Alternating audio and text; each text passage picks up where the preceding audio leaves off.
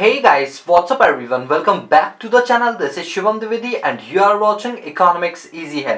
दोस्तों जैसा कि आप जानते हैं हम chapter number 19 sustainability and climate change को लेकर बात कर रहे थे। इसमें मैंने कुछ ऐसी क्लासेस कराई हैं जो कि आपके बुक में कवर नहीं होती उतने अच्छे से, तो मैंने अलग से नोट्स बना के आपको वहां पर कवर अप करा दिए। अब हम उठाएंगे बुक और याद रखना कि जितने अच्छे से जिन्होंने भी पिछली सारी क्लासेस ली उनके लिए ये बुक बहुत ईजी होने वाली है, मतलब ये चैप्टर ईजी होने वाला है। रीजन क्योंकि मेजोरिटी पार्ट हम वहीं पर कवर कर चुके हैं। अब तो बुक से रीडिंग लगाएंगे और समझेंगे कि बुक में क्या लिखा हुआ है। ठीक है, चलो आज की क्लास में मैं आपके साथ तीन बड़े बड़े टॉपिक्स उठाने वाला हूं। ठीक है, और आपके लिए बहुत इजी है क्योंकि मैंने इन तीन ही बड़े बड़े टॉपिक पर सेपरेट वीडियोस बना के अपलोड की थी। ठीक है, तो वो टॉपिक का नाम है आपका पेरिस एग्रीमेंट। हम पेरिस एग्रीमेंट कॉप 21 के बारे में बुक से पढ़ेंगे, वैसे हम पढ़ा चुके हैं ऑलरेडी। ठीक है, कॉप 24 के बारे में, 25 के बारे में। अब देखते हैं इस बुक में क्या क्या चीजें इसके अंदर दे रखी है। आज के हमारे यही तीन टारगेट है। ठीक है, चलो स्टार्ट करते हैं।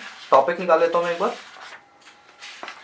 ये रहा पेरिस एग्रीमेंट कॉप 21। चलो मैं थोड़ा सा ना एक बेस बता देता हूँ। ऐसा नहीं कि अगर आपने पढ़ा नहीं तो आपको समझ नहीं आएगी, क्लास बिल्कुल समझ आएगी, मैं आपको प्रॉपर समझाऊंगा। ठीक है, देखो हुआ क्या था ना कि हम जितने भी डेवलप्ड नेशन है उन्होंने अपने यहाँ पर प्रोडक्शन दबा के किया। अब क्योंकि प्रोडक्शन उन्होंने खूब सारा किया तो ऐसे में क्या हुआ ना कि जो पॉपुलेशन जिस तरह से बढ़ रही है तो पॉल्यूशन लेवल भी बढ़ेगा। ऑब्वियस सी बात है, प्रोडक्शन ज्यादा होगा क्योंकि पॉपुलेशन डिमांड करेगी, डिमांड करे तो गुड्स बनाने पड़ेंगे, तो इंडस्ट्रीज को गुड्स की मैन्युफैक्चरिंग के लिए खूब सारा पॉल्यूशन एमिट करना पड़ता है। तो ऐसा हुआ था कि पहली बार वर्ल्ड की बात कर रहा हूं मैं, यूनाइटेड नेशन ऑर्गेनाइजेशन ने एक रिपोर्ट बनाई और वो रिपोर्ट थी इम्बैलेंसेस के ऊपर कि हमारे एनवायरनमेंट में किस तरह से इम्बैलेंसेस जो है वो नजर आ रहे हैं। और ये रिपोर्ट जो पब्लिश की गई थी वो मई 1969 के अंदर पब्लिश की गई थी। फिर क्या हुआ कि इस रिपोर्ट के मद्देनजर रखते हुए लोगों ने कंसर्न जताया। लोगों ने कहा हाँ यार, रिपोर्ट में तो बातें बहुत अच्छी अच्छी लिखी हुई है और ये हमारे एनवायरनमेंट पर एक नेगेटिव इंपैक्ट डाली है, तो अब इस पर हमें गहन अध्ययन करना पड़ेगा, मतलब बहुत मेजर डिस्कशन करना पड़ेगा। तो 5 जून 1972 को पहली मीटिंग हुई और कहां पर हुई? स्वीडन के स्टॉकहोल्म में हुई थी। और इसलिए हम 5 जून को 5 दिसंबर बोल दिया क्या ना गलती से, सॉरी दोस्तों, 5 जून। ठीक है, 5 जून 1972 में जो पहली मीटिंग हुई थी स्टॉकहोल्म यानी स्वीडन के अंदर हुई थी, इस मीटिंग के अंदर ये डिसाइड किया गया कि हमें एनवायरनमेंट को किस तरह से प्रोटेक्ट करना है। और यही रीजन है कि 5 जून को हर साल हम क्या मनाते हैं? वर्ल्ड एनवायरनमेंट डे सेलिब्रेट करते हैं। क्या सेलिब्रेट करते हैं? वर्ल्ड एनवायरनमेंट डे सेलिब्रेट करते हैं। अब क्या हुआ था कि जब ये वर्ल्ड एनवायरनमेंट डे सेलिब्रेट किया गया, ठीक है, मतलब 1972 में पहली मीटिंग हुई, इसके बाद हमने कहा कि भाई अब हमें ना मेजर जो स्टेप्स है वो उठाने चाहिए। तो इसके बारे में जब पहली मीटिंग हुई थी, अब मैं आपको बता दूं, जो कॉप जैसे 1 बोलते हैं ना, तो जो हमारी कॉन्फ्रेंस ऑफ पार्टी हुई थी सबसे पहली वो हुई थी आपकी रियो डी जेनेरियो, ब्राजील की राजधानी है रियो डी जेनेरियो, वहां पर हुई थी। कब हुई थी? 1992 को हुई थी। इसीलिए इसको रियो समिट भी बोला जाता है क्योंकि रियो डी जेनेरियो में हुई थी तो उसको रियो समिट बोलते हैं। और रियो समिट के अंदर क्या हुआ था? 3 बड़ी बड़ी चीजों पर डिस्कशन होता है। दोस्तों बेस समझ लो मैं क्या बोलने जा रहा हूं।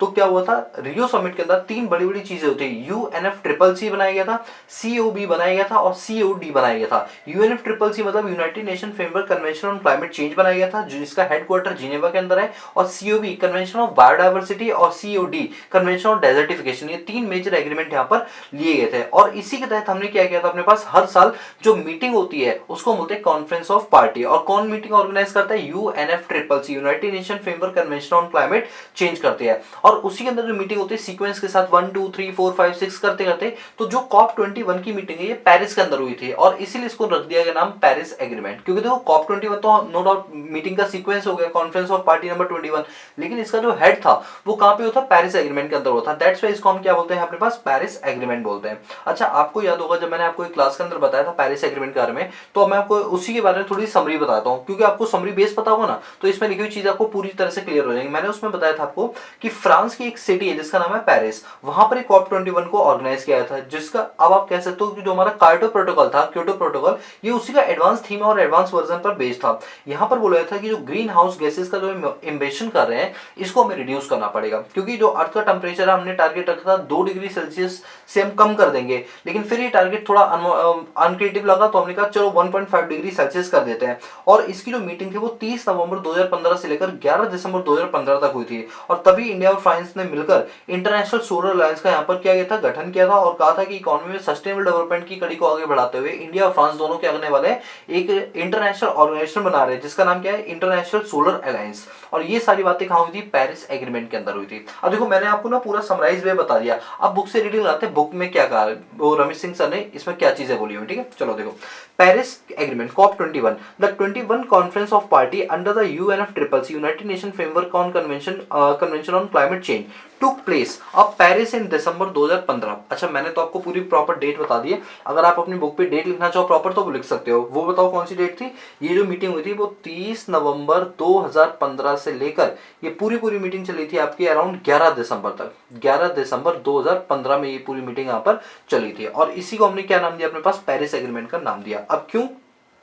जो पेरिस एग्रीमेंट है इसके अंदर ये कहा गया था कि क्लाइमेट चेंज को लेकर अब हमें जीतना है, और कह सकते हो ये कायोटो प्रोटोकॉल का ही एडवांस वर्जन है। देखो यहाँ लिखा है ना सक्सीड, सक्सीड मतलब होता है एडवांस वर्जन, मतलब कायोटो प्रोटोकॉल जो था वो भी सेम इसी थीम पर बेस्ड था, लेकिन उसके अंदर चीजें टारगेट थोड़े कम रखे थे। हमने पेरिस एग्रीमेंट में टारगेट थोड़े से ज्यादा रखे, दैट्स वाई हम बोल सकते हैं कि कायोटो प्रोटोकॉल का एडवांस वर्जन क्या था? पेरिस एग्रीमेंट था। ठीक है, क्योंकि पेरिस एग्रीमेंट जो कायोटो प्रोटोकॉल है ना उसमें बहुत सारी चीजें थी जो लोग मानते नहीं थे, लेकिन पहली बार ऐसा हुआ कि जब पेरिस में एग्रीमेंट हुआ तो यहाँ पर बहुत सारी कंट्रियां आपस में एक दूसरे के साथ मिली और उन्होंने इस पर गहन डिस्कशन किया और कहा कि हमें अपने एनवायरनमेंट को बचाने के लिए कुछ ना कुछ तो करना पड़ेगा। और इस one of the main focus on this agreement, इस एग्रीमेंट का मेन फोकस क्या था कि हम इंक्रीज करें global average temperature to below 2 degree Celsius. मतलब जो हमारे यहाँ पर जिस तरह से ग्लोबल डिग्री सेल्सियस यानी टेम्परेचर अर्थ का बढ़ रहा है, हम उसको धीरे धीरे करके क्या करें? रिड्यूस करें, क्योंकि अगर हमने रिड्यूस नहीं किया तो दिक्कत आनी शुरू हो जाएगी। और हम चाहेंगे जैसा हमारा पहले प्री इंडस्ट्रियल लेवल पे जिस तरह से हमारा एनवायरमेंट था, जिस तरह से टेम्परेचर था, हम उसी लेवल पे इसको वापस ले आएंगे। आप कह सकते हो इसे 1990 के अंदर जो हमारा ग्लोबल एम्बिशन होता था कार्बन का, हम उसके बराबर अपना एम्बिशन अब करना शुरू करेंगे। और इस एग्रीमेंट के जो आर्टिकल नंबर 29 है, article number 29 is supported by 139 conference of parties. मैं आपकी जानकारी के लिए बता दूं, इसके अंदर जितने भी नेशंस आए थे उसमें से 139 नेशंस ने ये एग्री किया कि जो कॉप 21 की जो मीटिंग हुई उसके अंदर जो आर्टिकल 29 है हम उसकी सभी की सभी बातों को यहाँ पर मानेंगे। अब आपको इस तरह ये बताओ कि वो 29th आर्टिकल में था क्या आखिर? तो वहां पर ये था कि हम क्या करेंगे, एक बैलेंस एग्रीमेंट बनाएंगे जिसमें मिटिगेशन की बात की जाएगी, एडाप्टेशन की बात की जाएगी, लॉस एंड डैमेज की बात की जाएगी, फाइनेंस टेक्नोलॉजी की बात की जाएगी, डेवलपमेंट की बात की जाएगी, ट्रांसफर की डेवलपमेंट एंड ट्रांसफर की बात की जाएगी, capacity building, transparency of action and support की बात की जाएगी। सर आपने तो एक बार में बता दिया, थोड़ा डिटेल बताओ ना। अरे प्रॉपर डिटेल बताऊंगा, चलो एक एक करके पढ़ते हैं। सबसे पहले मिटिगेशन, मिटिगेशन की बात ये थी कि जो कार्बन एमिशन है हम इसको कैसे मिटिगेट कर सकते हैं, हम इसको कैसे खत्म करके इसका कोई जो दूसरा सब्स्टिट्यूट है हम उससे काम कर सकते हैं, उसको लेकर यहाँ बात की गई थी। दूसरा था एडाप्टेशन को लेकर कि आखिर अगर हमें अपने पास कार्बन एमिशन को कम करना है तो हम कौन कौन सी नए तौर तरीके अपना सकते हैं, कौन कौन सी नई चीजों को अडॉप्ट कर सकते हैं जिससे हमारे यहाँ पर कार्बन एमिशन क्या हो जाए? कम हो जाए। तीसरा किया गया लॉस एंड डैमेजेस, कि जिस तरह से हमने अपने पास पिछले कुछ सालों के अंदर जो एनवायरमेंट के साथ लॉस या छेड़छाड़ किया है हम उसको रिवर्स कैसे कर सकते हैं, उसको वापस में सही कैसे कर सकते हैं, उसको लेकर यहाँ बात की गई। यहाँ पर फाइनेंस को लेकर बात की गई थी। अच्छा, फाइनेंस को लेकर बात पता है किसने की थी? इंडिया जैसी जो डेवलपिंग नेशंस है या जो और भी ज्यादा गर्त में गई हुई है जिनको बोलते हैं लो इनकम कंट्रीज, उन लोगों ने ये बात बोली कि देखो अब तुम लोगों ने तो प्रोडक्शन कर लिया, अब हम लोग करना चाहते तुम हमें करने नहीं दे रहे, तो ऐसा करो कि जितनी भी डेवलप्ड नेशन है वो एक गुल्लक बनाएंगे और उस गुल्लक में पैसा डालेंगे, और पैसा डाल के वो डेवलपिंग नेशन और अंडर डेवलपिंग नेशन को वो पैसा देंगे, यानी क्लाइमेट फाइनेंस को लेकर यहाँ पर बातचीत की गई थी। फिर टेक्नोलॉजी एंड डेवलपमेंट ट्रांसफर की बात की गई थी। अब क्या हुआ कि जो बड़ी बड़ी नेशन है उन्होंने तो अपनी टेक्नोलॉजी विकसित कर ली, तो यहाँ पर ये कहा गया कि जितनी भी छोटी छोटी कंट्रीज हैं जो डेवलपिंग या अंडर डेवलपिंग नेशंस हैं उनको क्या मिलेगी? नई नई टेक्नोलॉजीज मिलेगी, और ये नई नई टेक्नोलॉजी कौन देगी? डेवलप्ड नेशन देगी। इसके बारे में यहाँ पर बात की गई, और यहाँ पर क्या गया आप ट्रांसपेरेंसी रखोगे और प्रॉपर सपोर्ट करोगे, इन सबको लेकर बात की गई। और आप जानते हो, आपको तो लग रहा हो ये तो बहुत अच्छी चीज है इंडिया के लिए। हाँ दोस्तों, इंडिया के लिए बहुत अच्छी चीज है, और इंडिया जैसी जितनी भी डेवलपिंग नेशंस है या जो लो इनकम ग्रुप कंट्रीज है उन सभी के लिए बहुत अच्छी चीज है। लेकिन आपको क्या लगता है कि जितनी डेवलप नेशन है वो इसमें मान गए होंगे? दोस्तों विजन तो बहुत अच्छा है लेकिन एग्जीक्यूशन बहुत ही खराब है। मतलब ये कि जब यहाँ पर बात हुई थी तो उस टाइम ओबामा जो थे वो यूएसए के प्रेसिडेंट थे, तो ओबामा ने कहा हाँ ये बात बिल्कुल सच है और हमने जो गलतियां की उसका हम पश्चाताप करेंगे, इस फाइनेंस जो फाइनेंस बना है इसमें पैसा कंट्रीब्यूट करेंगे ताकि डेवलपिंग नेशन उनसे अपने आप को आगे बढ़ा पाए। उन्होंने तो बोल दिया, लेकिन उसके बाद जब डोनाल्ड ट्रंप अपने प्रेसिडेंट बनते यूएसए के तो उन्होंने कहा भैया इससे तो अमेरिका का पैसा जो है वो वेस्ट जा रहा है, और अमेरिका ने अगर इस एग्रीमेंट पे साइन रखे तो इससे क्या होगा? कार्बन एमिशन कम करना पड़ेगा, प्रोडक्शन कम करना पड़ेगा। तो अमेरिका वालों ने कहा नहीं भाई साहब हमसे तो ये नहीं हो पाएगा, हम ऐसा करते हैं इस एग्रीमेंट को रिजाइन करते हैं, मतलब इसको साइन जो किया था इसको हम कैंसिल करते हैं। नई गवर्नमेंट आई उसने मना कर दिया। तो डोनाल्ड ट्रंप ने इस बात को 2017 में बोला था कि हम इसको पीछे कर लेंगे, वापस कर लेंगे, और ऑफिशियली 2020 में ये क्या हो गए थे, इन्होंने पेरिस एग्रीमेंट से एग्जिट ले लिया था। लेकिन 2020 2020 के बाद ही तुरंत बाद चुनाव हुए, और जो जॉय बाइडन है जो हमारी ओबामा की पार्टी से ही थे, तो ये दोबारा से आते हैं, इन्होंने फिर से इसको रिज्वाइन कर लिया। यानी आप कह सकते हो डोनाल्ड ट्रंप की नीतियां कहीं ना कहीं इस चीज पर आधारित थी कि हमें सिर्फ यूएसए दिख रहा है और कोई नहीं दिख रहा, हमें कोई क्लाइमेट वगैरह नहीं दिख रहा। तो ये चीजें भी आपको ना पता होनी चाहिए ग्राउंड लेवल पे, ठीक है। चलो आपको ये पूरे पैराग्राफ समझ आ गया। वैसे मैं ऑलरेडी पेरिस एग्रीमेंट में सब चीज समझा चुका हूँ, बस क्या है ना कि बुक से भी रीडिंग लगा दूं, क्योंकि हमने तो भाई साहब मेनली बुक पढ़ानी है ना आपको, तो वो तो नोट्स में एक्स्ट्रा में बता देता हूँ, लेकिन हम बुक को तो नहीं नेग्लेक्ट कर सकते ना पूरी तरह, क्योंकि बुक की एक एक लाइन मुझे आपको पढ़ानी है। चलो आपको ये चीज क्लियर है। अब देखो आगे क्या लिखा है। अब यहाँ पर जो मेन चीज है वो है bottom up approach. Bottom up approach इसका मतलब क्या हुआ कि जो रूल्स हैं वो नीचे से बनेंगे ऊपर के तबके के लोगों के लिए। ऐसा नहीं कि सिर्फ ऊपर ऊपर के जो लोग हैं उनको इसका फायदा मिलेगा, इसका ग्राउंड रियलिटी देखी जाएगी और इसके बाद ये धीरे धीरे ऊपर की ओर जाएगा। जैसे अगर मैं कहूँ कि हमने कोई रूल्स एंड रेगुलेशन बनाए जिससे लोगों को बेनिफिट पहुंचे, लोगों से बड़े लोगों को, बड़े लोगों से सरकारों को, नेताओं को, इस तरह से, तो ये कहते हैं टॉप डाउन अप्रोच, मतलब बॉटम अप अप्रोच, नीचे से ऊपर की ओर जा रहा है, ठीक है। चलो ये अप्रोच इस पर बेस्ड थी। आप कह सकते हो ये काइटो प्रोटोकॉल का क्या था, एक एडवांस वर्जन था। अब हम बात करते हैं इसके क्या क्या फीचर्स थे, ठीक है।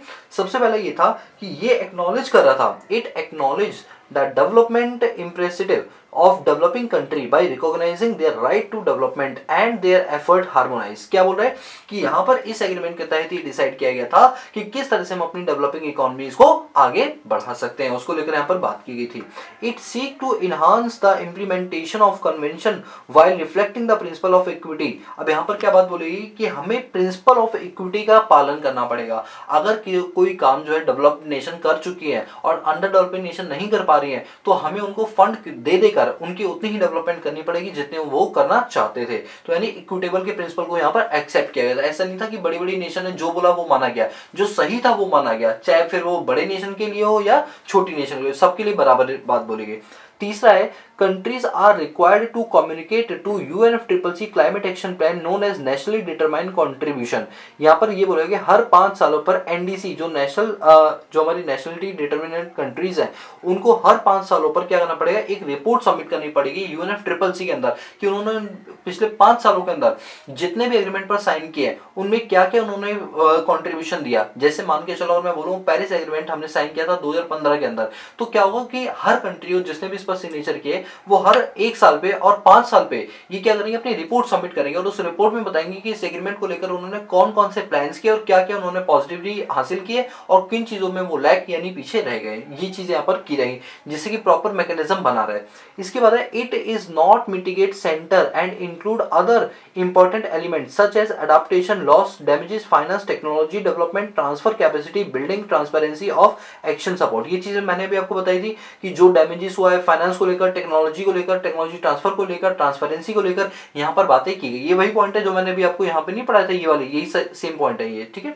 इसका लिखा हुआ है developed countries are used to scale of level of financial support with to complete a road map toward achievement. क्या लिखा हुआ है कि जितने भी डेवलप्ड कंट्रीज हैं क्योंकि वो अचीवमेंट कर चुकी हैं, तो अब उन्हें फंड के अंदर पैसा डालना पड़ेगा और इस फंड को कौन यूज करेगा, डेवलपिंग नेशंस यूज करेंगे, क्योंकि अब वो अपने यहाँ पर कार्बन एमिशन नहीं कर पा रहे हैं। दोस्तों एक बात मैं बता दूं, क्लाइमेट फाइनेंस को लेकर डाउट में मत रहना, क्योंकि बहुत इंपॉर्टेंट पॉइंट है, आगे इस पर सेपरेट वीडियो भी बनाऊंगा, बट फिर से मैं दोबारा बताता हूँ, क्लाइमेट फाइनेंस एक ऐसी गुल्लक है जहां पर डेवलपिंग नेशन ने बोला कि देखो आज हम तो प्रोडक्शन करना चाहते हैं, हमारे पास भी टेक्नोलॉजीज है, हमारे पास भी मशीन है, लेकिन आप हमें नहीं करने दे रहे हो, क्योंकि आप हमें हवाला किस चीज का दे रहे हो कि अगर हमने इतना प्रोडक्शन किया तो इससे कितना कार्बन डाइऑक्साइड, कितना मीथेन, कितना आइसो कार्बोनेट, या कह लो कुल मिला के कि इन्वायरमेंट अफेक्ट होगा, तो डेवलप नेशन हमें रोक देती है। तो हम डेवलप नेशन को बोलते हैं कि तुमने जब किया था तब क्या था, तो उन्होंने कहा जो हमने किया वो किया, अब से कोई कुछ नहीं करेगा, तो ऐसे में हमें दिक्कत होगी। तो हमने कहा भैया ऐसे गुल्लक में पैसा डालो और वो गुल्लक का पैसा हम यूज करेंगे, क्योंकि आप हमें प्रोडक्शन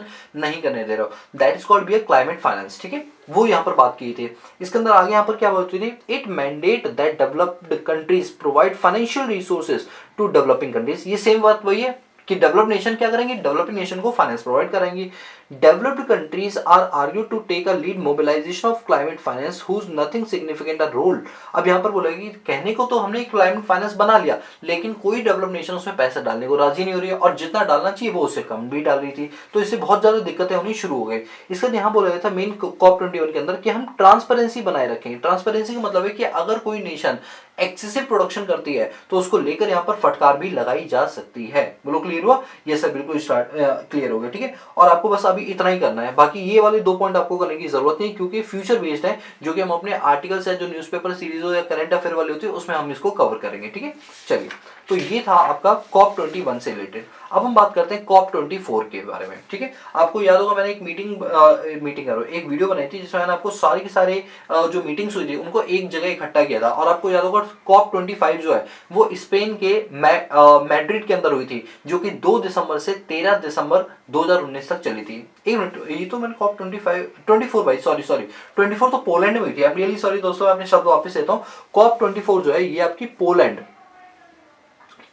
में नहीं बल्कि पोलैंड के अंदर भी एक सिटी है जिसका नाम है काटोवाइस, यहां पर हुई थी ये मीटिंग। ठीक है, कॉप 24 की। ठीक है, अब ये जो कॉप 24 की मीटिंग है, आप कह सकते हो ये पेरिस एग्रीमेंट के 1 साल पहले हुई थी। ठीक है, पेरिस एग्रीमेंट 2015 में हुई थी, ये 2014 के अंदर, एक मिनट 2021 कॉप 21, ठीक है, ये उसके बाद हुई थी, सॉरी कॉप 24 तो 21 के बाद होगी ना। तो यहाँ पर क्या बात हुई थी, देखो ये मीटिंग कोई सक्सेसफुल मीटिंग नहीं रही थी कॉप 24। इसके अंदर बेसिकली क्या था कि हम ये देखना चाह रहे थे कॉप 24 के अंदर क्या हुआ था, एक तरह से जो हमने कॉप नंबर 21 के अंदर जो पेरिस एग्रीमेंट किया था, उस पेरिस एग्रीमेंट के क्या आउटकम्स निकले,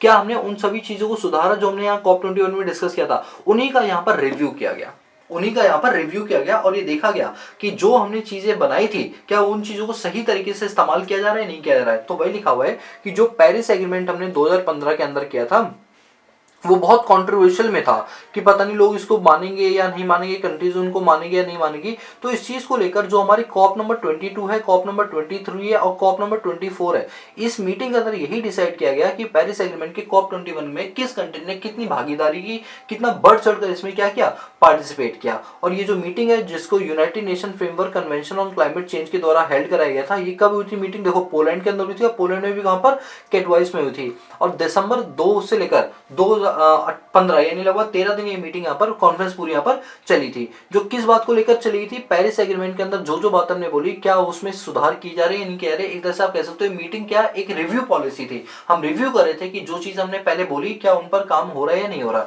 चलो बात करते हैं इस मीटिंग में और क्या क्या मेन चीजें यहाँ पर डिस्कस की थी। सबसे पहली बात, जो ये एग्रीमेंट हुआ था ये एक तरह की रूल बुक थी जिसमें ये इंश्योर किया जा रहा था कि हम कितने टन का एम्बिशन जो है वो करेंगे। अच्छा, क्योंकि क्या होता है ना, एम्बिशन जो होते हैं वो टन्स में निकाले जाते हैं। सर ये टन्स कैसे निकाल लेते होंगे, जैसे हम वेट होता है उसको केजी में नाप लेते हैं, बट ये कार्बन एमिशन कैसे नापते होंगे। देखो आपको बताता हूँ, जैसे फैक्ट्री के अंदर आपने देखा हो इतनी इतनी बड़ी चिमनियां लगी रहती है ना, जिनमें से क्या निकलता रहता है, धुआं सा निकलता रहता है इन चिमनियों से।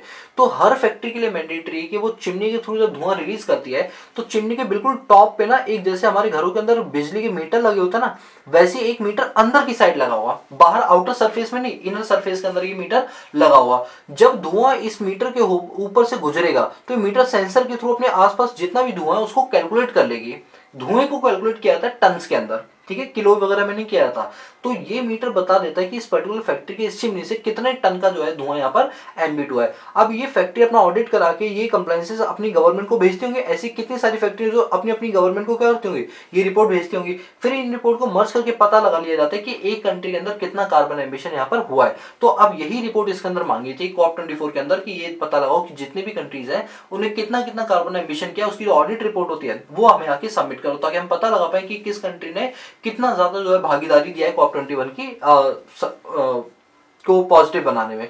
दूसरा यहाँ पर क्या किया था, to initiate the work on setting up new collective financial goal post 2020 for the floor $100 billions. दोस्तों आपको बता दूं, अभी जो हमारे यहाँ पर कॉप 26 2021 के अंदर हुई थी, उसके अंदर मोदी जी ने इस पर मुद्दा उठाया था। ये वाला मुद्दा जी मोदी जी ने उठाया था और मोदी जी ने कहा था कि भैया ऐसा है। अच्छा आपको पता है ना, ये मीटिंग हमारी जो थी वो नवंबर के महीने में हुई थी, नवंबर 2021 के अंदर। कौन सी, कॉप नंबर 26। तो मोदी जी ने कहा कि भाई साहब पेरिस एग्रीमेंट के तहत हमने इंश्योर किया था कि हम क्लाइमेट फाइनेंस बनाएंगे। फिर मोदी जी ने बोला कि कॉप 24 के अंदर ये तक बोला गया था कि डेवलप नेशन कितना पैसा कॉन्ट्रीब्यूट करेंगे, खासतौर पर यूएस $100 बिलियन।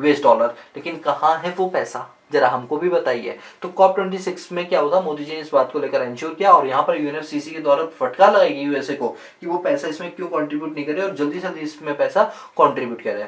एक जीएसटी की बात की थी सर, जीएसटी टैक्स, अरे नहीं भाई, ग्लोबल स्टॉक टेक के बारे में यहाँ पर बात की थी। ये ग्लोबल स्टॉक टेक क्या होता है, अभी क्या है इसकी जब प्रॉपर इंप्लीमेंटेशन हो जाएगी ना तब मैं आपको बताऊंगा। अभी इसके बारे में ये समझो प्रपोजल है, कोई प्रॉपर इंप्लीमेंटेशन यहाँ पर नहीं हुई है, ठीक है। अब देखो क्या है, इंडिया ने क्या बोला इंडिया ने सक्सेसफुली पेरिस एग्रीमेंट को जो है यहाँ पर साइन किया और उनके जो गाइडिंग और प्रिंसिपल्स है उनके हिसाब से काम करना शुरू किया। चाहता तो इंडिया मना कर सकता था, इंडिया कह सकता था हमने इस एग्रीमेंट को मानेंगे क्योंकि हम तो डेवलपिंग है, ये एग्रीमेंट तो डेवलप नेशन के लिए है, लेकिन फिर भी इंडिया ने कहा चलो कोई बात नहीं, हम जो है वैसे ही काम करें जैसा आप करवाना चाहते हो, ठीक है, हम उसके लिए पूरा रिस्पॉन्सिबल होंगे, कल को कोई दिक्कत आती है। तो इंडिया की एक इमेज बहुत अच्छी COP26 के जितनी भी कॉन्फ्रेंस ऑफ पार्टी खासतौर पर पेरिस एग्रीमेंट को लेकर हमारी एक अच्छी इमेज बनी हुई है कि किस तरह से इंडिया ने बहुत भागीदारी के हिसाब से और किस तरह से भाईचारे के हिसाब से यहाँ पर पूरा काम किया। और मोदी जी ने साफ साफ बोला था कि कोई बात नहीं, आप जो ये रूल्स हैं ये वैसे तो डेवलप नेशन पे लगते हैं, लेकिन हम भी डेवलपिंग नेशन होने के बावजूद भी हम इन रूल को क्या करेंगे, अपने यहाँ पर फॉलो अप करेंगे, ठीक है। चलिए अब बात करते हैं COP नंबर 25 की। दोस्तों आपकी जानकारी के लिए होता है टॉप जो COP 25 है ये स्पेन के मैड्रिड में हुई थी, स्पेन के मैड्रिड सिटी में हुई थी। और ये कौन सी मीटिंग थी, 25वीं मीटिंग। सर जो अभी COP 26 हुई थी ये उससे पहले वाली मीटिंग है। अरे वाह दोस्तों, हाँ बिल्कुल 26 से पहले 25 ही तो आता है, इसमें बोलना क्या था, ठीक है। ये जो मीटिंग हुई थी कहाँ पर हुई थी, यहाँ लिखा भी हुआ है, ये स्पेन में हुई थी, स्पेन के मैड्रिड में हुई थी ये मीटिंग पूरी, ठीक है। और इसमें क्या क्या डिसीजन थे, इसमें बेसिकली कुछ मेजर डिसीजन उठाए गए थे। वो क्या उठाए गए थे मैं आपको बताता हूँ। सबसे पहला, the continued challenge that developing countries face in accessing financial, technological and capacity building support। बोला है कि जो डेवलपिंग नेशंस है वो कई सालों से बहुत मेहनत मशक्कत कर रही है, लेकिन डेवलप नेशन उनकी हेल्प नहीं कर रही है। तो डेवलप नेशन को उनकी हेल्प करनी चाहिए, क्योंकि डेवलप नेशन की रिस्पॉन्सिबिलिटी है कि वो उनको क्या करें, क्लाइमेट फंड में पैसे डालें, वो उनको टेक्नोलॉजीज वगैरह ट्रांसफर करें, जिसको लेकर यहाँ पर फटकार भी लगेगी। दूसरा यहाँ पर मेन मुद्दा उठाया गया, the argument need to enhance the provision of support to developing countries parties strengthening their national adaptation and mitigation effort. ये दोनों बिल्कुल सेम है, यहाँ पर दोनों में सेम बात लिखी हुई है कि यहाँ पर क्या करना पड़ेगा, टेक्नोलॉजी फंड वगैरह इनको ट्रांसफर करने पड़ेंगे, ये सारी बात है, ठीक है।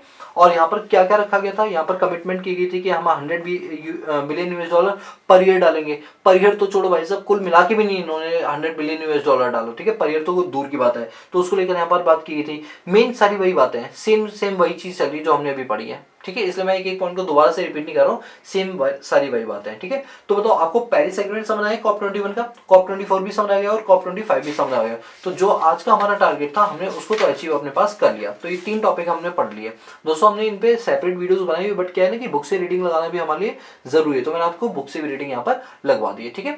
सो गाइस आज की वीडियो के लिए इतना रखते हैं, और फिर भी कोई दिक्कत हो तो प्लीज आप मुझे बता देना कमेंट सेक्शन के थ्रू, जब भी मैं फ्री होऊंगा उसका रिप्लाई जरूर दूंगा, ठीक है। So guys that's all about this video lecture series. So guys if you like the video, give a big thumbs up and subscribe the channel and press the bell icon so that you notify all the time when I post new video on this YouTube channel। बाकी मिलते हैं next class में, तब तक के लिए peace out.